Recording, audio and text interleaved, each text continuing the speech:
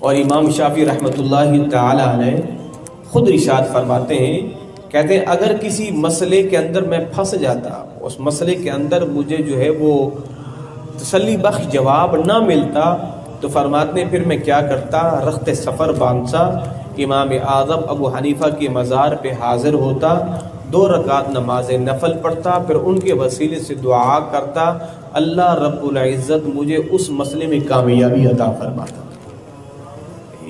امام اعظم ابو حنیفہ رضی اللہ تعالی عنہ ایک مرتبہ ایک مجوسی سمجھتے ہیں کہ جو آگ کی پوجا کرتے ہیں، آگ پرستش کو کہتے ہیں مجوسی۔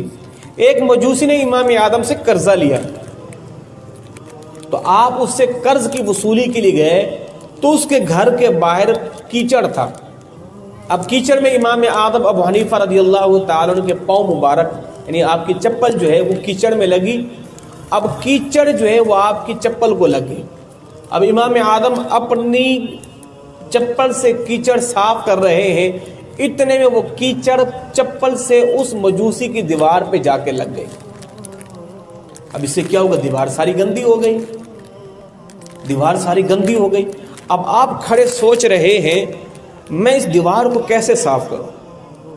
اگر میں دیوار کو صاف کرتا ہوں تو ظاہر صاف کرنے میں دیوار کی مٹی بھی گرے گی۔ اب ظاہر اس زمانے کے اندر مٹیوں کو لیپا جاتا تھا دیواروں کے اوپر، اب ظاہر ہے جب یہ کیچڑ صاف ہوگی تو مٹی بھی گرے گی۔ اب اس طرح تو میں نے اس کی دیوار کی مٹی کو کھرچ دیا ہے، اب یہ میرے لیے جائز ہی نہیں ہے۔ اب کھڑے سوچ رہے ہیں، اتنے میں وہ مجوسی باہر آ گیا۔ امام اعظم اس کے قریب ہوئے تو وہ مجوسی کیا کہتے ہیں، حضرت مجھے چند دنوں کا اور ٹائم دیجئے، ابھی میرے پاس جو ہے وہ پیسے نہیں ہیں، جیسے میرے پاس پیسے آئیں گے میں آپ کو پیسے دے دوں گا۔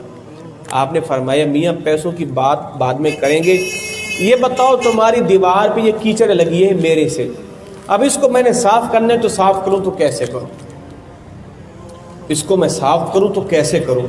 جب اس مجوسی نے دیکھا کہ ایک مسلمانوں کا عالم دین، اللہ اکبر، اس قدر جو ہے ان کے اندر تقویٰ اور عجز و انکساری ہے، مجھ سے پوچھ رہا ہے کہ دیوار سے کیچڑ لگی، اس کو میں صاف کیسے کروں؟